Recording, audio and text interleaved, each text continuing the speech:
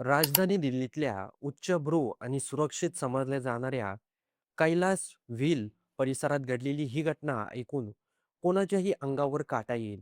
एका वरिष्ठ IRS अधिकाऱ्याच्या 22 वर्षीय IIT पदवीधर आणि UPSCची तयारी करणाऱ्या मुलीवर तिच्याच घरात अत्याचार आणि त्यानंतर निर्घृण हत्या. धक्कादायक बाब म्हणजे हा संपूर्ण थरारक अवघ्या 40 मिनिटात घडला.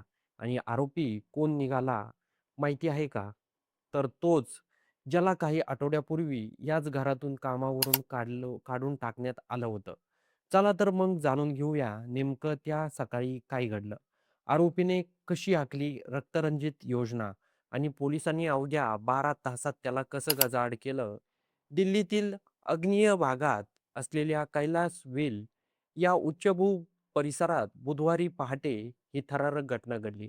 मृत तरुणी एक वरिष्ठ IRS अधिकाऱ्याची मुलगी होती. ती IITची पदवीधर होती आणि सध्या UPSCची परीक्षेची तयारी करत होती. अभ्यासात हुशार, सांस्कृतिक कार्यक्रमामध्ये सक्रिय आणि मोठी स्वप्न डोळ्यात घेऊन जगणारी ही तरुणी काही क्षणात काळाच्या पडद्याआड गेली. बुधवारी सकाळी साधारण 6 वाजून 40 मिनिटाच्या सुमारास तिचे आई वडील नेहमीप्रमाणे जिमला गेले होते. फ्लॅटच्या बाहेर नेहमीप्रमाणे एक जादा चावी ठेवण्यात येत असे आणि हाच मुद्दा आरोपी राहुल मीनला माहीत होता. राहुल मीना वय 23. पूर्वी त्या घरात नोकर म्हणून काम करत होता. पण पैशाची अफरातफर केल्याच्या आरोपावरून त्याला 6 आठवड्यापूर्वीच कामावरून काढण्यात आलं होतं. तेव्हापासून तो सुडाच्या भावनेत होता, असा संशय पोलिसांनी व्यक्त केला आहे. सीसीटीव्ही फुटेजनुसार सकाळी 6 वाजून 39 मिनिटांनी राहुल कॉलनीत प्रवेश करताना दिसतो. 6 वाजून 49 मिनिटांनी तो घरात शिरतो आणि त्यानंतर सुरू होतो मृत्यूचा खेळ. त्यावेळी तरुणी अभ्यास करत होती. राहुलने घरात शिरताच लॉकरचा पासकोड विचारला, मात्र तिने नकार दिला असावा. याच रागातून आरोपीने एका बोथड वस्तूने तिच्या डोक्यावर जोरदार प्रहार केला. त्यानंतर मोबाईल चार्जरच्या केबलने तिचा गळा आवळला. पोलिसांच्या माहितीनुसार तरुणीने शेवटच्या क्षणापर्यंत प्रचंड प्रतिकार केला, पण अखेर ती नराधमाच्या तावडीतून सुटू शकली नाही. इतक्यावरच तो थांबला नाही.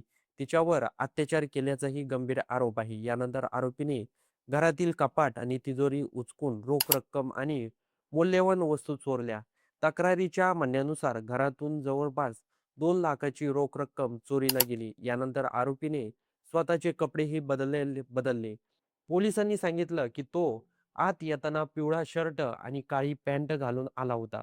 पण बाहेर जाताना पूर्ण बाहेरचा पिवळा शर्ट आणि पांढरी पॅन्ट घालून बाहेर पडला. त्याच्या हातात बॅकपॅक ही होता. सकाळी 7 वाजून 20 ते 22 मिनिटाच्या दरम्यान तो घरातून बाहेर पडताना दिसतो. विशेष म्हणजे बाहेर पडताना त्याचा एक जुन्या मित्राशी संवादही झाला. त्या मित्राने त्याला विचारलं, "इथे कशासाठी आला आहेस?" त्याने थांबून काहीतरी खाण्याचाही आग्रह केला. पण राहुलने घाईत आहे असं सांगत तिथून पळ काढला. दरम्यान सकाळी साधारण 8 वाजता आई-वडील जिमवरून परतले आणि घरात प्रवेश करताच त्यांच्या पायाखालची जमीन सरकली. तिची मुलगी जमिनीवर बेशुद्ध अवस्थेत पडलेली होती.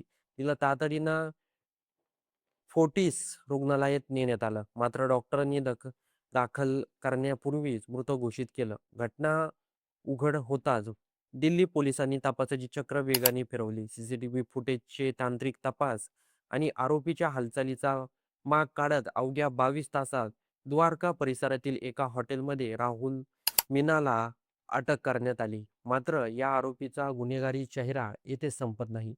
पोलीस तपासात आणखी धक्कादायक बाब समोर आली आहे. मंगळवारी रात्री म्हणजे या हत्येच्या काही तास आधीच राहुलने राजस्थानमधील अलवर येथे आपल्या शेजारच्याच घरात घुसून तिच्यावर अत्याचार केल्याचा आरोप आहे.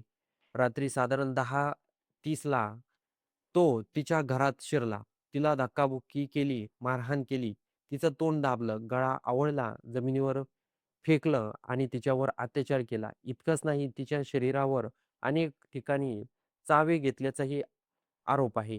रात्री 11 वाजता निघताना जर कोणाला सांगितलं तर तुझ्या नवऱ्याचा आणि मुलांचाही जीव घेईल अशी धमकी देऊन तो तिथून निघून गेला.